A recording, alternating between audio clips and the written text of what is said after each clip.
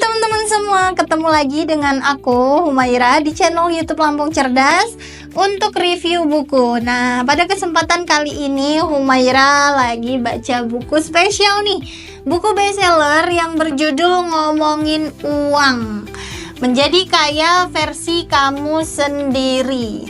Jadi mungkin di luaran sana, khususnya para Gen Z gitu ya, kayaknya pengen banget hidup sukses, kaya raya, dan itu wajib rasa-rasanya. Nah, tapi teman-teman, ternyata kekayaan itu bukan cuma tentang uang yang berlimpah. Kekayaan itu bukan cuma tentang status sosial aja, tapi kekayaan itu bersifat personal, karena setiap orang itu punya definisi kaya itu sendiri. Karena apa, di sini judulnya Menjadi Kaya Versi Kamu. Jadi ada beberapa orang yang mendefinisikan kekayaan itu dengan cara melihat, oh, jumlah uangnya tuh begitu banyak gitu. Tapi ternyata kekayaan itu nggak cuma itu dong, tapi ada versi di setiap personal masing-masing. Nah, uang sendiri itu sebenarnya hanya alat ukur, teman-teman. Di dalam buku ini luar biasa isinya, mulai dari gimana terciptanya uang, kemudian kenapa nilai uang itu selalu berubah, dan gimana sih ciri-ciri orang kaya yang itu pasti dilakukan, kebiasaan-kebiasaan pasti dilakukan oleh orang kaya.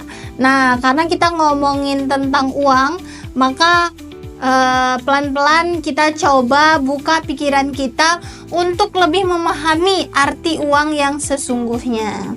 Nah, saya pernah dengar, teman-teman, ada pepatah yang bilang bahwa kekayaan atau kaya itu adalah mentalitas di setiap kita. Jadi kalau kita udah punya mental kaya, maka kita nggak akan pernah khawatir dengan keuangan kita gitu, karena kita sudah punya mental kaya. Sedangkan uang hanya alat tukar, hanya alat ukur saja. Jadi kekayaan itu tidak ditentukan dari seberapa banyak uang yang kita miliki, tapi bagaimana kita bisa mengelola uang itu sendiri. Nah, di dalam buku ini tuh diucapin banyak berkali-kali tentang hal itu, karena ada beberapa orang yang dia itu punya kekayaan ratusan miliar, tapi dia tidak bahagia. Karena apa? Karena dia tidak bisa mengelola keuangannya, sehingga lama-lama juga uangnya habis, lama-lama juga uangnya ya nggak bermanfaat, sehingga itu dinyatakan bukan orang kaya karena tidak bisa mengontrol pengeluaran daripada pemasukan. Tapi nih teman-teman, bagi kamu yang sekarang sudah merasa bisa untuk ngontrol keuangan, untuk ngelola, dan bisa belajar pelan-pelan budgeting, maka kamu bisa dikatakan dalam kategori orang yang kaya. Ketika kamu sudah mencukupi kebutuhan kamu, ketika kamu bisa hidup sesuai dengan keinginan kamu, berapapun uangnya, itu kamu sudah disebut dengan orang kaya. Oke? Maka yuk kita sama-sama bersyukur dulu. Nah, di dalam buku ini saya mau ambil sedikit poinnya saja, karena ini kalau dibahas semuanya lumayan banyak. Nah, yang mau saya bahas adalah mengenai ciri-ciri orang sukses. Jadi di sini ada bab keempat, ciri khas calon orang kaya. Jadi orang kaya itu punya ciri-cirinya, dan itu ada ciri khasnya, teman-teman. Nah, ada 3 ciri khas calon orang kaya. Siapa tahu ada kamu salah satunya itu. Yang pertama, orang kaya itu biasanya punya kebiasaan hidup hemat. Jadi ketika ada hal yang tidak penting dan itu nggak perlu dibeli, maka dia tidak akan membeli. Atau biasanya ciri-ciri calon orang sukses, orang kaya, itu dia suka membandingkan mana harga yang lebih murah. Jadi kenapa itu bisa terjadi? Itu sudah alamiah yang terjadi kepada orang yang sudah terbiasa mengontrol keuangan. Lain halnya ketika dia punya uang tapi dia tidak membandingkan harga, dia langsung menghabiskan uangnya dengan mudah, maka itu bukan ciri-ciri calon orang sukses. Karena calon orang sukses itu punya kebiasaan hidup hemat. Yang kedua, kebiasaan calon orang sukses itu adalah dia terbiasa melakukan budgeting keuangannya. Jadi misalnya nih, dia sudah punya uang, kemudian dia sudah terbiasa memplot atau budgeting berapa uang yang akan dia gunakan, berapa uang yang akan dia simpan, berapa uang yang akan dia berikan atau jadikan amal. Itu biasanya sudah ada budgetingnya. Nah, ada yang nanya kayak gini, kenapa harus dibudgeting? Kan uangnya sudah banyak, kenapa nggak dinikmatin aja? No, nggak kayak gitu teman-teman. Karena pertanyaan itu sama seperti ketika kita bertanya kepada atlet, dia sudah bagus tuh, badannya sudah bagus, kemudian dia sudah sehat, dia sudah bugar, tapi dia tetap olahraga setiap hari kan.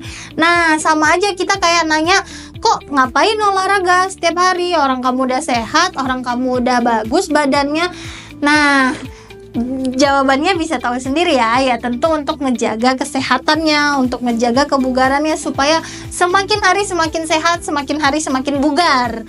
Begitu juga orang kaya atau orang yang calon orang sukses ini tadi, karena dia sudah biasa mengelola keuangannya, maka dia melakukan budgeting untuk mempertahankan kekayaannya, untuk menambah kekayaannya, begitu.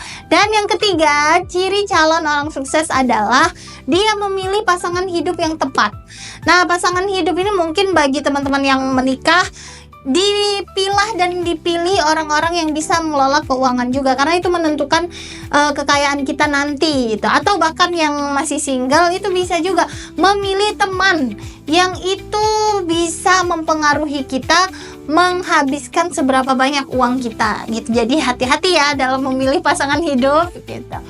Nah, kemudian ada 4 kuadran. Di dalam buku ini dibahas tentang 4 kuadran pengelolaan keuangan. Yang pertama yaitu yang penting dan rutin. Yang kedua, dia penting tapi tidak rutin. Yang ketiga, dia tidak penting tapi rutin. Yang keempat, tidak penting tidak rutin. Nah, jadi 4 kuadran ini perlu kita tahu dulu teman-teman untuk bisa membudget keuangan kita.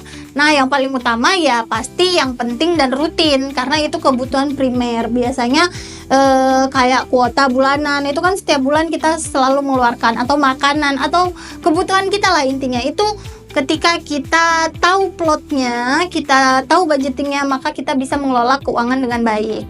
Yang kedua yaitu dia penting tapi nggak rutin. Itu contohnya kayak kita bayar kosan atau kita bayar UKT, itu penting kan tapi nggak rutin. Dia rutinnya mungkin 6 bulan sekali, jadi bukan yang tiap bulan atau tiap hari. Nah, kemudian ada juga yang dia tidak penting tapi rutin. Itu biasanya kayak langganan aplikasi yang itu yang nggak penting-penting banget tapi kita keluarin secara rutin. Nah, itu kurang-kurangin deh yang kayak gitu.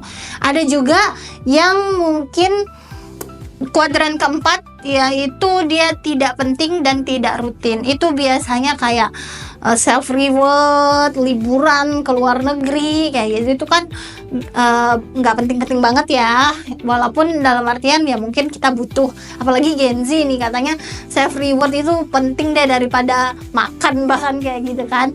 Nah, tapi teman-teman, terlepas daripada itu semua, di sini teman-teman akan dibantu, dibuka wawasannya mengenai gimana caranya mengelola keuangan, gimana caranya memandang uang itu sendiri dan menjadi kaya versi kamu sendiri.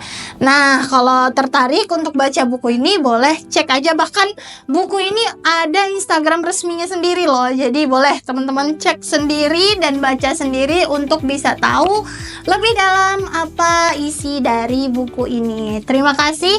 Itu aja yang bisa aku sharing. Mudah-mudahan bermanfaat. Jangan lupa, kekayaan itu mentalitas, uang hanya alat tukar. Oke?